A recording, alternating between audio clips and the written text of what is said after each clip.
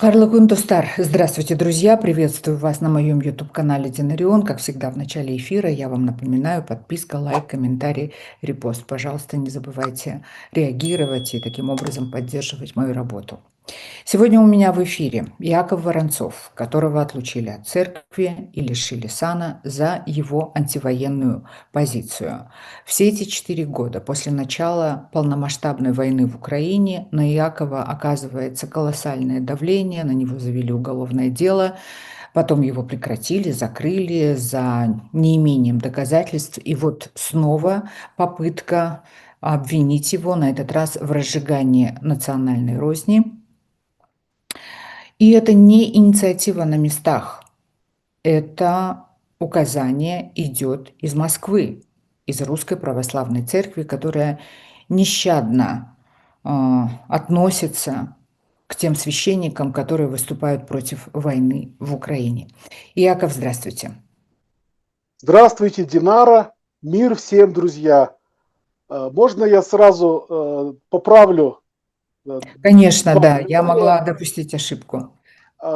Первое, меня не отлучили от церкви, слава богу, только лишили сана. Второе, уголовное дело по экстремизму, которое против меня осуществлялось, оно было прекращено не за отсутствием доказательств, а в связи с отсутствием состава преступления. То есть была полностью доказана моя невиновность. Спасибо, что вы меня поправили. Давайте тогда сразу начнем с того, что вы немножечко расскажете о себе. Я буквально вот за несколько минут до эфира заглянула в комментарии под моим постом в Ютубе и поняла, что не все вас знают и не все понимают даже, что вы находитесь в Казахстане. В этом и есть весь абсурд, что РПЦ устанавливает правила в нашей стране. Я гражданин Республики Казахстан, здесь родился, всю жизнь прожил, имею высшее образование филолога, я учитель русского языка и литературы. В 24 года я стал священнослужителем Русской Православной Церкви, некоторое время служил в Шымкентской епархии, в Жамбылской области священником. Потом с 2018 года в Алматы, был преподавателем в Алматинской духовной семинарии и руководителем комиссии по канонизации святых Астанайской Алматинской епархии. В 2022 году выступил против военных действий Российской Федерации против Украины, осудил военное вторжение, высказал сочувствие украинцам и Украине. Подписал коллективное письмо антивоенных священников. Это было письмо в конце февраля 2022 года, которое подписали почти 300 клириков Русской Православной Церкви.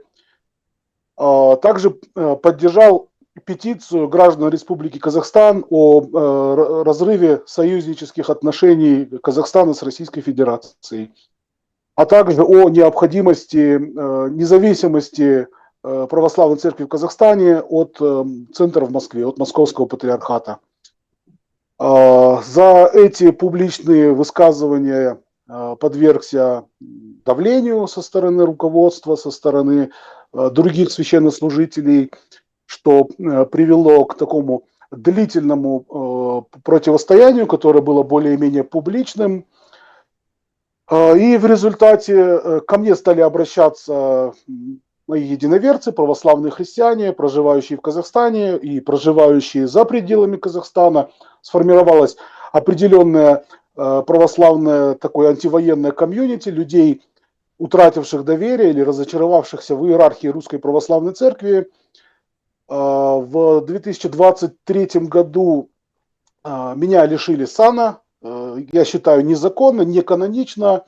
Вот в мое отсутствие заочно судили. Ну, для церковного суда это высшая мера наказания для священника, лишение сана. Вот, после этого, через некоторое время, в связи с обращениями верующих, с просьбами, иногда даже очень настойчивыми требованиями, я, в принципе, не решался и не собирался ничего подобного делать. Хотя первоначально такое намерение было озвучено. Значит, мы озвучили инициативу о том, что необходимо православным в Казахстане обратиться к Вселенскому патриарху Варфоломею, Константинопольской православной церковь, с такой инициативой создать в Казахстане религиозное объединение, которое будет независимо от Московского патриархата для удовлетворения религиозных потребностей и духовных нужд православных христиан, которые по соображениям совести не могут ходить в действующие храмы Московского патриархата. То есть нами было написано письмо на имя патриарха в Константинополь, в Стамбул, а также на имя президента Касым-Жомарта Кемелевича Токаева. Из патриархии мы ответа пока не получили, а письмо на имя президента было переадресовано в Комитет по делам религии Министерства культуры Республики Казахстан. И нам ответили, что в Казахстане, согласно Конституции, согласно действующего законодательства, религия отделена от государства, поэтому государство не может оказать нам никакого содействия, но вместе с тем не будет препятствовать нашей инициативе. И нам было рекомендовано созвать учредительное собрание, как положено по закону, чтобы зарегистрировать наше религиозное объединение. Вот. Мы приступили к подготовке, необходимо написать устав, другие учредительные документы, подготовить список граждан-инициаторов. По закону Казахстана требуется не меньше 50 граждан, участников учредительного собрания. Вот. И чтобы воспрепятствовать этой нашей инициативе, против меня возбудили уголовное дело. Ну, это мое предположение, что... Вы о первом деле уголовном говорите? Да, да. То есть по времени это, понимаете, связано. В конце февраля, в конце декабря 2023 года мы получили ответ о том, что вы имеете право создавать свое религиозное объединение, и через 6 дней возбудили уголовное дело по экстремизму. Статья 174 «Разжигание межрелигиозной и межнациональной розни». Это, конечно, полный абсурд, потому что между кем и кем я могу разжигать рознь, когда я, русский человек, высказал критические суждения о русской культуре. Я, православный человек, высказал критические суждения о православной церкви. Вот. Но, тем не менее, поводом стало мой эмоциональный пост, мои эмоциональные слова, которые на фоне вот этой агрессии, на фоне разрушенных городов, убитых детей, там бомбы прилетали, дроны в детские больницы, в детские сады, церкви разрушали. Сколько церквей в Украине разрушено, сколько смертей невинных людей. Я не говорю про военных, мирных граждан, мирных жителей. Вот и сейчас опять Киев замерзает, электричества нет, воды нет. Вот на этом фоне я очень болезненно, очень эмоционально переживал эту трагедию. И поэтому, конечно, позволил себе эмоционально высказаться. Возможно, сейчас я, конечно, подобрал бы слова более осторожно. Вот тогда этот мой эмоциональный пост про русский фашизм и русскую церковь стал поводом для возбуждения уголовного дела по разжиганию межнациональной и межрелигиозной розни. Но, однако, экспертиза, была не одна экспертиза, то есть эксперты, специалисты, филологи, лингвисты показали, что признаков вот этой уголовной статьи в моих словах не было. И уголовное дело продолжалось 16 месяцев. То есть экспертиза была сделана за 2 месяца. И дело можно было прекращать. Но его тянули. То есть понятно, что это делалось для того, чтобы я не мог работать с людьми, для того, чтобы мое окружение, люди, с кем мы вместе хотели создать религиозное объединение, ну, чтобы они испугались. Вот там человека подозревают в экстремизме. Ну, в принципе, это имело свой успех, и какая-то часть сочувствующих и людей, которые вначале были рядом со мной, они испугались и отошли. Вот. Но, тем не менее, все-таки законно, по Уголовно-процессуальному кодексу, дело было прекращено в конце апреля 2025 года. Вот. Ну и после этого я вернулся к тем пожеланиям, которые звучали от людей, от православных христиан. Вот. И в декабре минувшего 2025 года мы подали в государственный орган документы на регистрацию нашего религиозного объединения. Это независимая община православных христиан. И буквально сразу же, как только об этом стало известно, вот началась публичная информационная атака, в том числе юридическая атака, такие открытые публичные доносы, требуют возобновить уголовное дело, привлечь меня к ответственности, посадить в тюрьму и так далее. Ну и параллельно опять клевета, распространение недостоверной информации, такого порочного характера обо мне. Ну и одновременно, насколько я понимаю, идут заявления, массовые заявления от людей в органы правопорядка, значит, с требованием привлечь меня к уголовной ответственности.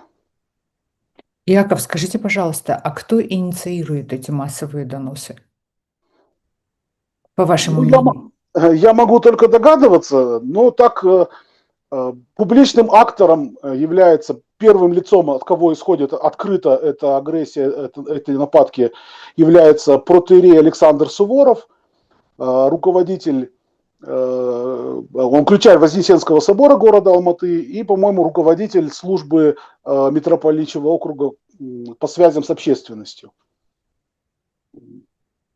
А кто стоит за ним, по чьему заданию он действует? Ну, я понимаю, как человек, много лет служивший в церкви, что вряд ли такие действия может священник совершать без благословения архиерея. Скорее всего, как бы митрополит дал ему добро, может быть, его вынудили к этому. Ну, тут очень сложная ситуация, у которой многослойная ситуация. Объясните. Но я опасаюсь, что вот эта угроза, которая адресована мне, на самом деле имеет другой подтекст. То есть меня используют и мою ситуацию, и вообще ситуацию вот нашей общины, которую мы хотим зарегистрировать в качестве религиозного объединения, используют в качестве атаки на митрополита казахстанского Александра. Дело в том, что вот уже 15 лет он возглавляет митрополитчий округ в Казахстане, и мне кажется, им недовольны в Москве, что он недостаточно активно продвигает идеи русского мира. Заметьте, ни он, ни кто-либо другой из православных священнослужителей в Казахстане публично не высказывается в поддержку российской агрессии. То есть вот российские священники, белорусские священники, даже некоторые священнослужители Русской Православной Церкви в Европе, там вот сейчас митрополит Марк, православная церковь, Русская Православная Церковь и в Европе служат, они публично, открыто оправдывают агрессию, значит, наезжают на украинцев, а Казахстан молчит. Этим недовольны и хотят с ним разделаться, заменить его на другого. Ну, наверное, хотят сюда прислать такого зетника, какого-нибудь митрополита зетника. И тот факт, что вот эти нападки на меня здесь, в Казахстане, очень быстро и, можно сказать, мгновенно вышли на международный уровень, сразу же подхватили их российские СМИ. В эфире федерального российского телеканала «Спас» целая передача, там почти час была посвящена вот клевете в мой адрес. И тут же там целая куча разных СМИ, печатных изданий, интернет-изданий. И, знаете, характер такой, нападки на Казахстан. То есть они используют меня в качестве повода для того, чтобы как бы вот, ну, спровоцировать какой-то дипломатический скандал, какую-то напряженность между государством Российской Федерации и Республикой Казахстан. Вот. В частности, просто даже нападки на нашего президента, на Токаева. Якобы вот он лично покровительствует мне, я такой русофоб, враг России, враг всего русского. Я русский человек, я напоминаю, да, вообще-то.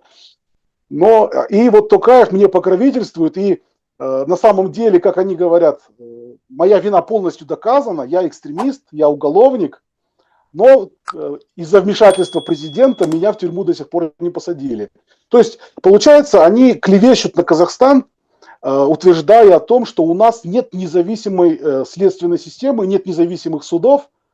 Но когда такое говорят там, оппозиционеры внутри Республики Казахстан, я это понимаю, это наши внутренние дела. И мы можем и должны критически осмысливать происходящее в нашей стране.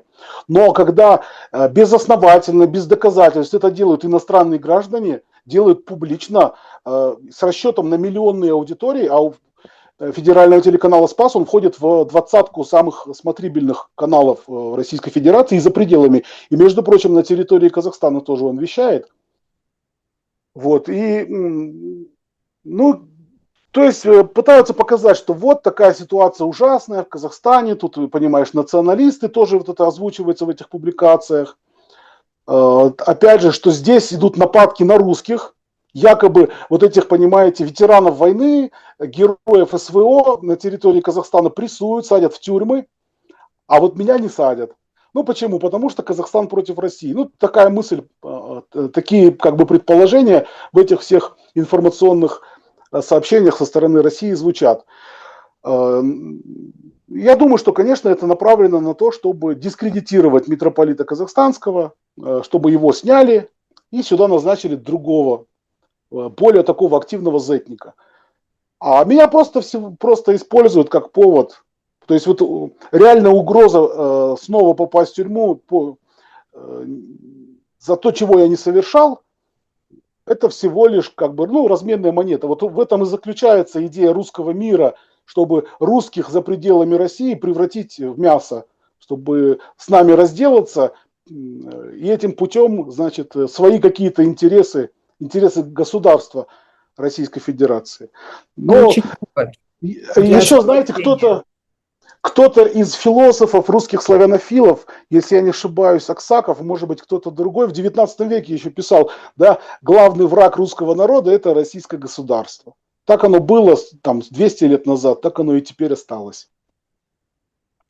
А нельзя ли просто отозвать э, патриарха Александра?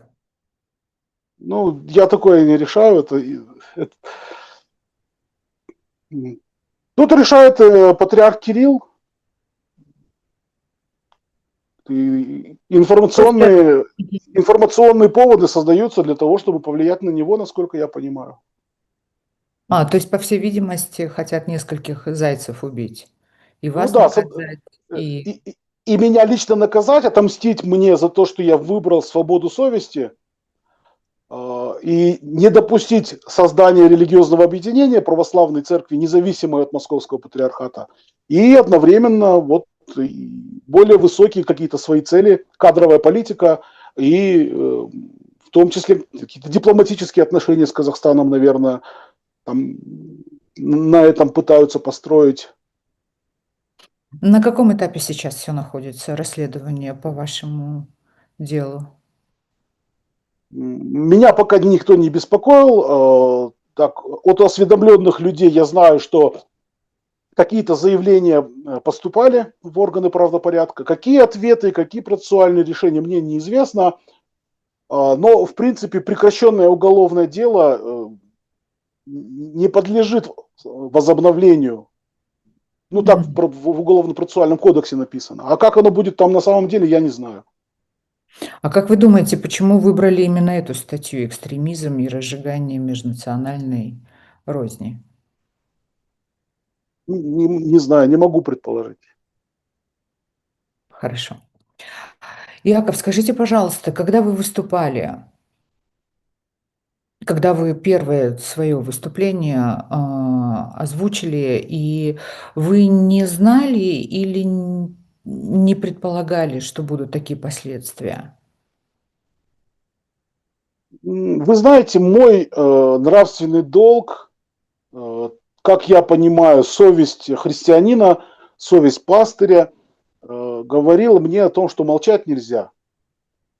Конечно, я о последствиях не думал, потому что в тот момент это было актуально, это было очень болезненно. Ну, промолчать было нельзя. Когда совершается зло, мириться со злом – это предательство, это подлость. Вот. То есть мои высказывания, мои публикации, мои интервью, может быть, они были в чем-то эмоциональны, но это всегда попытка дать нравственную оценку с точки зрения Евангелия, с точки зрения православного христианского вероучения тому, что происходит. Вот, в том числе и политические события, им нужно давать нравственную оценку. Иначе просто в этом мире воцарится зло. Вот. А то, что меня потом стали обвинять, и один из поводов для лишения меня сана, якобы вот священник вмешивается в политику, а вмешиваться в политику не должен. Вот. Но на самом деле я в политику не вмешивался, ни в каких партиях не участвовал, ни в каких митингах не участвовал как священник, и как гражданин тоже, как-то миновало меня это. Вот. Но высказывал, да, нравственную оценку. Но при этом, если мы посмотрим официальных спикеров Русской Православной Церкви в России, там того же патриарха Кирилла и других, ну, они же занимаются политикой в самом прямом смысле этого слова. Оправдывают войну религиозными средствами. Ну, это политика в худшем ее проявлении.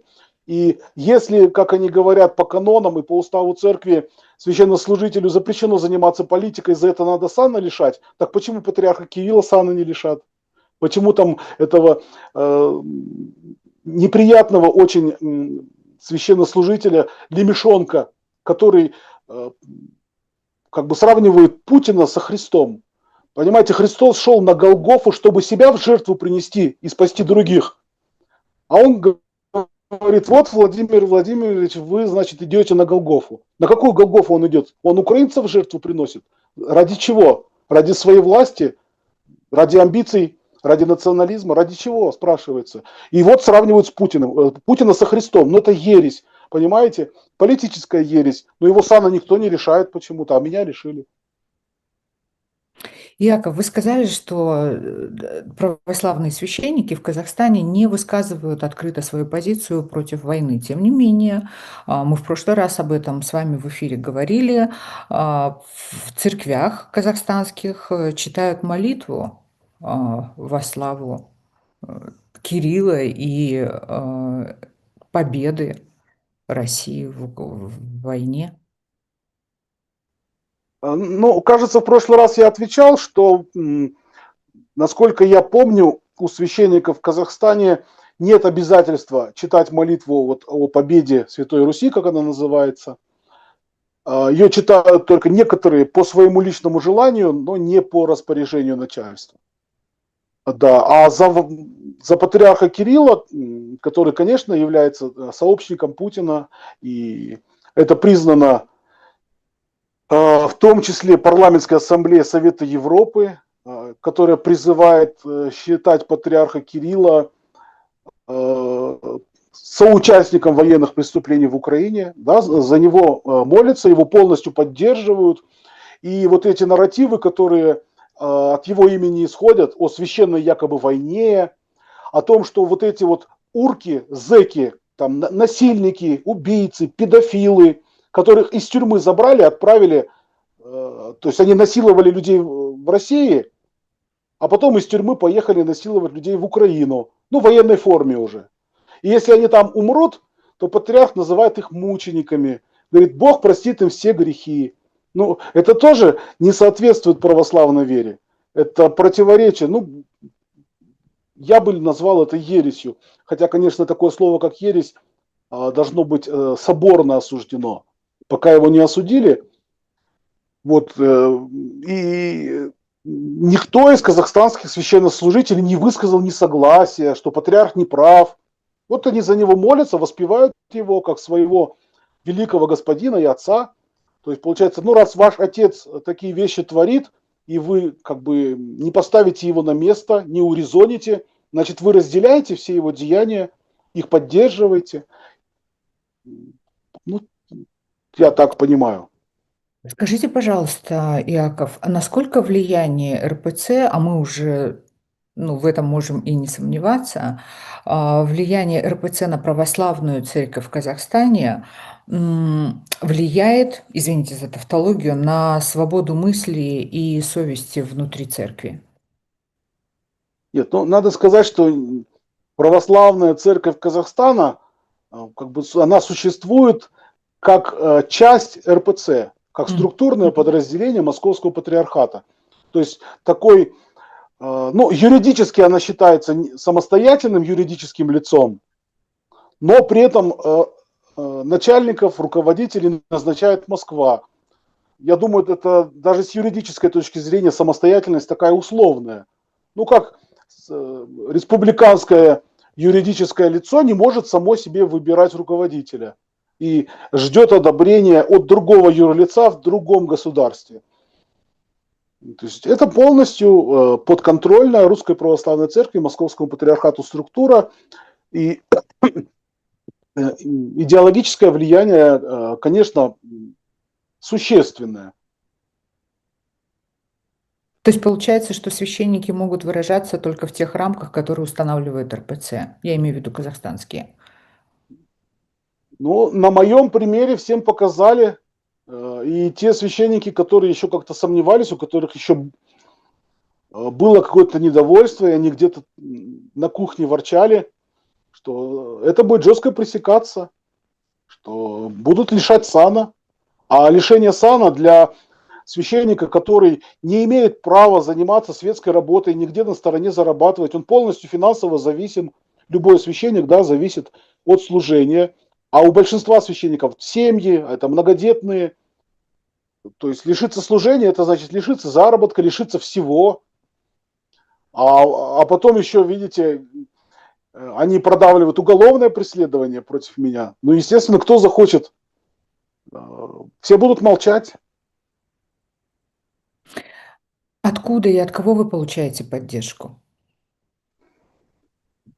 Прежде всего, я получаю поддержку от своих родных и близких, от семьи, от православных христиан, которые есть в моем окружении, в Алматы, в других городах Республики Казахстан, за пределами Казахстана. Мы со многими переписываемся, состоим в таком дистанционном общении. Есть в Европейском Союзе была создана такая организация, как «Мир всем». Это антивоенные православные христиане, выходцы из России, иммигранты. Они поддерживают, кроме меня, таких священников, которые за антивоенную позицию были лишены сана, подверглись разного рода, в том числе и репрессиям со стороны российского государства или со стороны религиозных объединений. Там несколько десятков таких священников. Вот. И фонд «Мир всем» оказывает нам и информационную поддержку, и моральную поддержку, и финансовую. То есть люди собирают пожертвования, и точечно, адресно мы получаем ежемесячную помощь.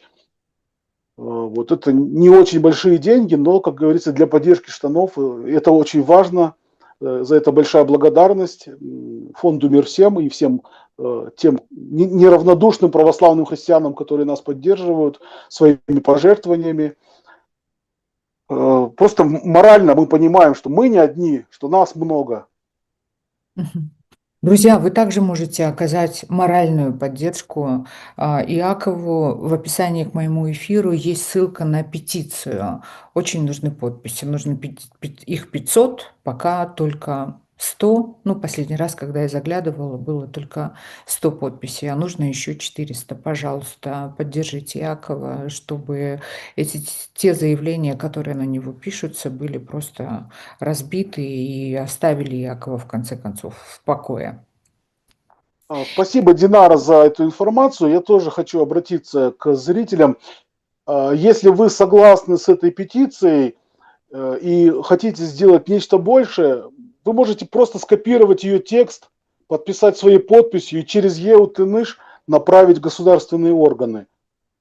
Поскольку, я так понимаю, дана какая-то негласная установка русским в Казахстане или православным прихожанам церкви писать доносы против меня, то, наверное, будет важно такой голос, что в поддержку о том, что недопустимо вот так наказывать за слова, в общем-то. публично оказывать давление, да, и обвинять человека в том, что якобы им совершено уголовное преступление экстремистского характера, тогда как следственными органами доказано обратное. В общем, любым путем. Хотите в Йотунеш, хотите в самой петиции, но, пожалуйста, не оставайтесь равнодушными, потому что сейчас это очень важно для тех людей, которые не боятся открыто говорить о своей позиции и выступать против войны в Украине. А по вашим ощущениям, Яков, скажите, пожалуйста, насколько в Казахстане готовы к созданию отдельной православной церкви, отдельной от РПЦ, я имею в виду? В Казахстане в данный момент к этому не готовы. То есть русская православная церковь здесь будет присутствовать. Она очень влиятельная, многочисленная, как они сами говорят, несколько миллионов прихожан. Я думаю, число меньше, может быть, несколько сотен тысяч. Но, тем не менее, это не важно. И у них есть право по Конституции на свободу совести, у них есть право служить, они владеют недвижимостью, во всех городах Казахстана есть храмы. Вот. Но в то же время параллельно есть потребность в том, чтобы была другая религиозная организация, которая не будет конкурировать, которая не будет вступать в какое-то в противоречия, в ссоры, в конфликты. Просто другая православная церковь, малочисленная, небольшая, в которой смогут удовлетворять свои духовные потребности такие люди, как я, православные христиане, которые вот утратили доверие к московскому патриархату. Да, ну и с этой целью мы сейчас и ведем процесс регистрации, государственной регистрации юридического лица религиозного объединения. То есть это будет такое немногочисленное религиозное объединение, но в нем есть необходимость, есть потребность. И раз граждане хотят реализовать свое право на свободу совести, то по Конституции Казахстана не может быть никаких препятствий для того, чтобы они его осуществили и реализовали. А, кстати, в поправках, вы не знаете, там нет ничего нового, касающегося религии? Те поправки, которые предлагаются вот в обновленный текст Конституции и касающиеся религиозной деятельности, да, они есть. И на мой взгляд, это неплохие поправки. Там уточняется светский статус Казахстана более строго и более, как сказать, глубоко проговаривается, что религия отделена от государства и запрещается любая политизация религиозной деятельности. Я думаю, это очень важно, поскольку вот политическая религия в современном мире, мы сейчас видим в связи с как раз московским патриархатом, в связи с религиозным оправданием войны, что это серьезная проблема. То есть есть и политизация других религиозных конфессий, ну вот то, что там в Сирии, на Ближнем Востоке, вот это исламское государство, такой политизированный радикальный ислам, но и христианство тоже сталкивается с этими угрозами политизации. И вот в новой конституции ставится препятствие для таких действий на территории Казахстана. Я думаю, это хорошо. Яков, извините, может быть, мой вопрос прозвучит слишком лично. Как вы справляетесь, ну, в психологическом смысле с тем давлением, под которым вы живете уже несколько лет? Я не знаю, как я справляюсь, честное слово. Ну, Бог посылает эти испытания, и Бог дает силы с ними справляться. Кажется, это не по силам человеку, но как-то вот Бог посылает, знаете, людей, хороших, добрых, искренне верующих людей, с кем просто поговоришь, и на сердце так легко. Я знаю, что за меня очень многие молятся, и я прошу всех верующих тоже молитв, потому что это испытание, оно тяжелое действительно. Вот. Но вместе с тем ведь мы не выбираем тот крест, который мы несем. Бог дает, и Он не дает креста не по силам.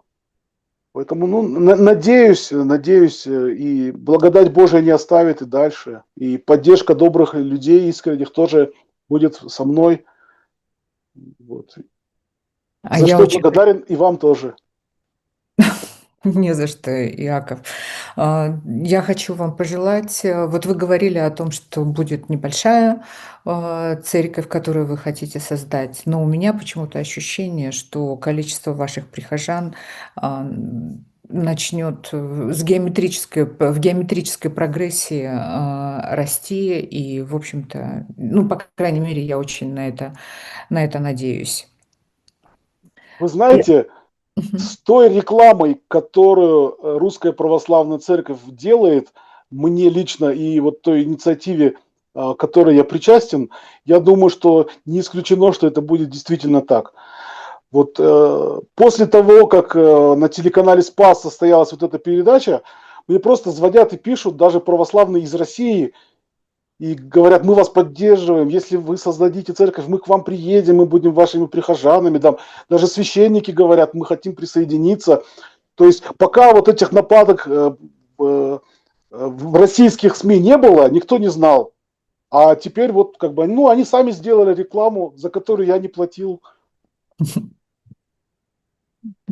Да, пусть будет так. Пусть добрые, сильные, совестливые люди, которые за мир, которые не могут смириться с тем ужасом, с той агрессией, с теми преступлениями, которые сейчас творит Россия в Украине, и, к сожалению, Русская Православная Церковь, в первую очередь в лице Гундяева, поддерживает эту агрессию. Пусть этих людей будет больше и больше, и никакие границы нам не смогут помешать. Спасибо, Яков, большое. Вы еще что-то хотели бы сказать? Я хотел пожелать благословения, милости от Господа вам, вашим зрителям. Пусть будет мир, пусть, несмотря на все трудности, как бы каждый человек в своем сердце будет иметь тишину, чтобы не было озлобленности. Вот. Не забывайте о Господе нашем, о Боге. Он помогает жить в мире со своими ближними. Спасибо большое. Замечательное окончание для нашего разговора. Друзья, спасибо вам за то, что вы были с нами. Пожалуйста, поддержите Якова, подпишите петицию. Нас должно быть много, и все, кто сейчас выступает против Иакова Воронцова, они должны видеть и наше огромное количество, и нашу силу, и наши желания в том, чтобы на этой земле был только мир. Спасибо всем большое. Сау До болыңыз. свидания.